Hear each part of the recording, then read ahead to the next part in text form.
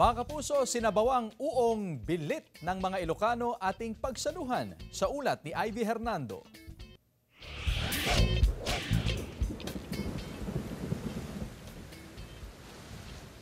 Tanong mga kapuso, anong pagkain ang inaabangan kapag nakararanas ng kidlat? Diskarteng probinsya tayo ngayon. Ika nga nila, mabubuhay ka sa probinsya dahil sa paligid pa lang may mauulam ka na. Ang kabute o uong sa salitang Iloco, isang pagkaing probinsya at inaabangan ng mga Ilocano lalo na tuwing tagulan. Sa Vegan Public Market, dalawang klase ng kabute ang ibinebenta ng ilang maglalako. Ang tinatawag nilang uong galis. Galis ay salitang Iloco na ibig sabihin madulas. Madulas daw kasi ang tila payong ng kabute kapag nabasa. Minsan tinatawag din itong uong asawa. No ngamin makakita katimay sa adalat nga ngamin Paris na.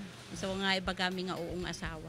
At mayroon ding uong bilit. Uong bili, ma'am deta, gisiro te kawayan, siro te mangmangga, ma'am deta. Nagtiyempo to uongin, ma'am ka adamot detan. Anong perfect na putahe rito? Ma'am, dajay may kamti paryana nga mineta na ima. Ma'am, manong nga rodete, ma'am.